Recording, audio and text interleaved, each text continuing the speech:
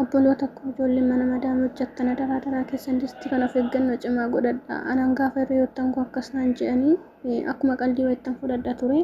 Garuu distii gaafa jedhamu qallaalee fakkaata. Warra kaanittuma fakkaachuu dhiisuu danda'a. Beekuus dhiisuus danda'u gatii ta'eef jechuudha. Warreen ijoollee mana madaamii jirtan garuu adaraa keessan of eeggannoo cimaa godhadhaa. Qaama guutuu haati keenya abbaa keenya biraa maatii keenya biraa baanee dhufne qaama hir'uudhaan gooftaan maatiitti nu deebisnu waa oolchu nu waa tiksunnu. Of eeggannoo cimaa godhadhaa. Ani akkanaa kaanii akkuma naa kaanii qadaaditoo gara biraa hojii biraa eegalee ture.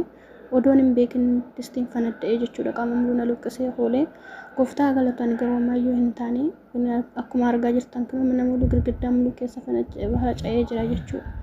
Kanaaf of eeggannoo cimaa godhadhaa obboleewwan koo warri kaanii gaafa namatti himamu qallaalee fakkaata.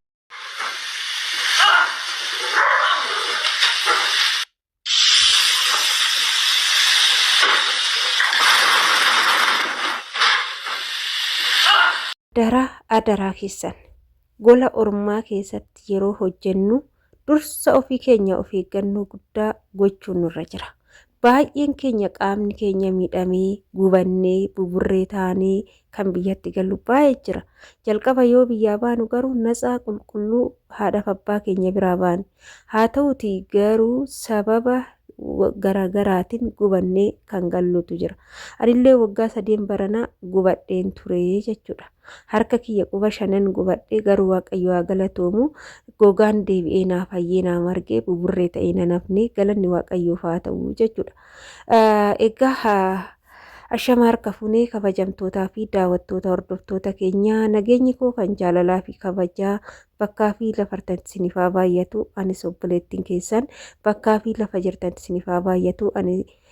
Anis jira kunoo isiniin jira. Egaa hordoftoota kiyyaa viidiyoon jalqaba irratti isinii fidee dhufee inni distiin fanadda'ame suni maqaan distichaa gidar kaateef jedhama. Gidar kaateef jechuu yookaan immoo bira distii daqiiqaadhaan bilcheessu jechuudha. Fakkeenyaaf foon hedduun keessa ni beektu gola madaamii keessa distiin kun kan dhabame hin jiru. Itoophiyaa keessallee baay'ee ni jira.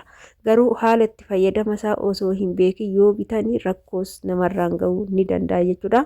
Inni kun rakkoon isaa maal yoo ta'e nama mudataa akkam yoo ta'e akkana ta'a yoo jettan inni tokkoffaan jalqaba irratti jechuudha. Iddoo kunoo ishee qal'oo sanitti godhanii hafuura akka baafatu gara jalaatiin buloonii qabdi jechuudha. Isarratti viidiyoon isin hojjedha qadaaddoo isaatiirratti akka carraa ta'e amma kushiina waan hin jirre bira distii bira hin jiru jechuudha. Inna bilooni sun gaafa hiikkatte bilooniin distii keessatti gaafa gadi bu'ee inni gubbaarraa sun immoo kan socho'u sun oluttaaluu keessaa ba'etti akkuma jiruun distii ni fanadda'a wal gadhiisaa jechuudha. Inni lammaffaan mudannoon akkanaa kan nama mudatu yeroo jarjaran baay'ee ni jarjaru jarri jechuudha. Inna yeroo kanatti dafee misaan kun yaa bilchaatu misaan kun yaa ga'u jennee gizee itti ibidda jalatti dhaamsinee jennee osoo inni hafuura yaafatee hin xummuratin osoo hin dhaabbatin qadaaddoo gubbaa isaa ni banna yoo ta'e akkuma jiruun anachi xiqqishuma ishiitu qadaaddoo isaa yoo gubbaarraa sochoofne akkuma jiruun nutti ol fanadda'uu danda'a jechuudha. Yeroo ibiddatti jalaa dhaamsineetoo bakka sochootu san ol bannee jenne hanga inni hafuura isaa mucuq godhee fixatee dhaabbatutti qadaaddoo isaa banuu itti deemu nurra hin jirus hin barbaachisu. Kuni ijoollee haarawaa biyyarraa dhufa. Yeroo ammaa kana daa'imman xixiqqishuutu biyyarraa yaa'ee dhufaa jira. Biyya Arabaa jechuudha. Waa'ee biyya Arabaa garuu kan beekutu beeka kan hin beekne immoo dhufuuf hawwaa jechuudha. Egaa kana fakkaata hordoftoota kiyyaa fayyaan faayaa akka nagaadhaan baanetti nagaadhaan akka maatii keenyatti gallu yeroo 2 na mudatee jira. Yeroo 3 na mudatee gizee tokko madaamidha gizee 2 ana jechuudha. Distiin kuni viidiyoo isaa immoo isin dhiyeessee ture jechuudha. Akkamitti natti akka fanadda'e hunda isaatu inna adaraa keessanii narra hanga wanti tokko isinirra ga'utti narra hin geenye jettanii waan tokko xiniqqaaqee gochuu hin dhiisinaa. Dhugaa rabbi isin jira. Amma fakkeenya fana fudhadhaa. Viidiyoo hedduun isinii fida. Viidiyoo hedduun barumsa isinii fida jechuudha. Garuu isaan keessaa garuu ani guyyaa tokko wanti kun na mudata jedhee yaadee hin beeku. Guyyaa tokkos akkanan ta'a jedhee yaadee hin beeku jechuudha. Haa ta'uti garuu ergaa guddaa aan of keessaa qabu. Innaa ani galmaanni koo akkuma isiniin jedhe wannan itti qophaa'ee meeshaa koo bitadhee qopheeffadhe tokko miti. Amma torbee tokko guyyaa 5 keessatti jechuudha. Amma guyyaa 5tti hin deemta jedhanii guyyaa kaleessaa natti himanii jechuudha. Gizee kana waanan dubbadhus waanan godhus dhabee akkuma isiniin jedhe baay'ee natti dhagahame. Yoon kana isiniin jedhu hordoftoota kiyya kaayii gola ormaa keessa jiru. Ani shaanxaan bitannee waa tokko hin bitannee waan takka jechuudha. Keessa darbee uffata bitadheen beekan uffatuma jarri naa bitanan uffadha malee ofii kiyyaaf uffata fudhadhee gara biyyaan gala jedhee bitadheen beeku. Sababiin isaa manaa hin baanu ijoolleen Saudi Arabiyaa jirru baay'inaan manaa hin baanu manuma keessadha jechuudha. Reefu shi'een irraa xaxalabachaa jira gizee tokko xalabadhee tanan nan laala jedhee nan jarraba jedheen odoo hin baay'isiin xiqqeechee xalabadhee tanan naa dhufe jechuudha. Ammas lammata anumaa ajajachuuf ta'u jechuudha. Torbee kana keessan ajajadhaa jedhee tanan gara fuulduratti baatii 2 takkuliin qaba jedhee ka'anumaa yaadee xalabachuuf ta'utti hin galtanaan jedhan. Guyyaa 5tti immoo shi'eenni namaan dhufu. Shi'eenni haga guyyaa 15 illee turuu danda'a, sanii olis turuu danda'a, sanii godis turuu danda'a.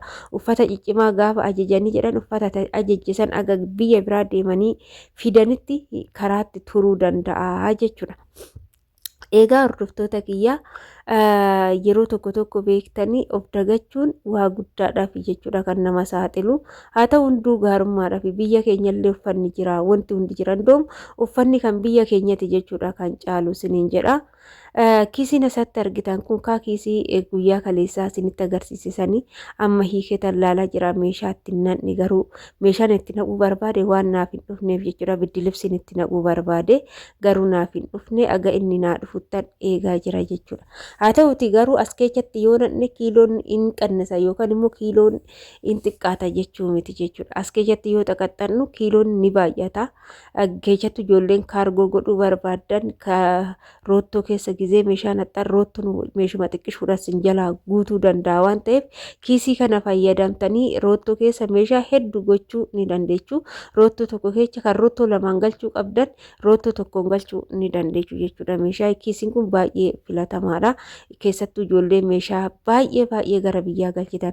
Odoo akka mataa kiyyaatti odoo akka yaada mataa walitti garuu uffata salbaajii biyya arabaa guurtanii gara biyyaan galtan. Ani madaamiti yoo hojii suuqii deeme yemmuu garmaachu jechuudha. Surree takkitti surree zimbiloo salbaajii jechuudha kan bu'aa hin qabne birri 100 birri 80 90. Kootii yookaan jaakettiin jedhamu waan isaa kan hin beekamne meeqa yoo jettani birri 100 birri 50 birri 60 wanna tokko uffata irratti sirraa hin deemu. Jinsiin biyya kana waan takka hin bareedu jechuudha. Kootiin jinsii amma Itoophiyaa baay'ee bareeda kan biyya kana waan takka hin bareedu. Keessattuu ijoollee Saudi Arabiyaa keessa jirtan uffanni Saudi Arabiyaa baay'ee hin bareedu. Kanaafuu birri keechaan baay'istanii ittiin taphatinaa isiniin jedha akka mataa kootti biyya galtanii biyyaa bitachuu isiniif fooyyaa isiniin jedha kaanii waliin teechanii.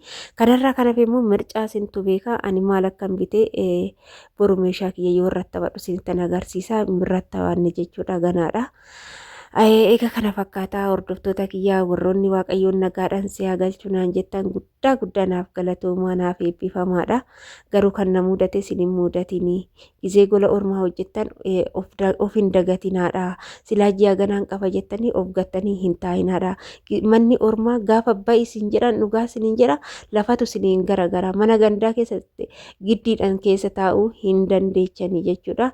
Dirqama baatanii galuu qabdu waan ta'eef kanaaf qophooftuu ta'anii taa'uun immoo nama fayyada jechuudha. Qophoo yeroo hundumaa biyaansi shaanxaa ofii bitatanii meeshaa ofii waan nama barbaachisu. Amma fakkeenyaaf ani waan tokko qopheeffanne guyyaa kana keessatti meeshuma kiyyaayyuu dadachaasee shaanxaa keessa godhachuu harkumtuu na dadhabe jechuudha. Dhugaan isin jedha bakka narrifadhee maaliif narrifadhee baay'ee rifadhee meeshaa maalan godhee maal akkan godhu wallaalee tanan bakka jaanja'eetu